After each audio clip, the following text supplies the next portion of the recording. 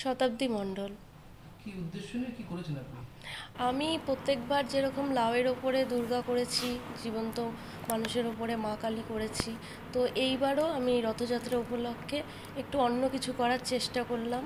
তো আগেরবারও যেরকম ভালোবাসা সবার পেয়েছি, তো এইবারও আশা করছি সেরকম কিছু পাবো। তো এটা আপনাদের এখন দেখুন কেমন লাগছে? কীরকম। এবারে আমি আলুর ওপরে বলরাম, সুভদ্রা, জগন্নাথ তৈরি করেছি। কি কি উপকরণ লেগেছে? উপকরণ বলতে আমার রং তুলি, তারপরে সাজার জিনিস, তারপরে এছাড়াও ঠাকুরের জামা কাপড় যা যা লাগে সমস্ত কিছু দিয়েই আমি এটা তৈরি করার চেষ্টা করেছি। কতদিন সময় লেগেছে?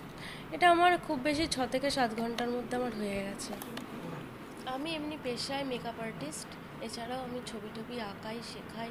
আমার এগুলো ভালো লাগে রং তুলির মধ্যে থাকতে। সারাদিনের সংসার সব কাজকর্ম ছিল, এটা করতে কত সময় লাগে আপনার? আমি সব কিছুই ম্যানেজ করে নিই, সব কিছু করেই যেইটুকু সময় পাই আমি এই সব জিনিসের ওপরেই সময়টা কাটিয়ে দিই। পরিবারে আমার হাজবেন্ড আছে, আমার ছেলে আছে, আমার সাথে আমার দিদা থাকেন। ব্যাস, আমরা এইটুকুই। শতাব্দী মণ্ডল।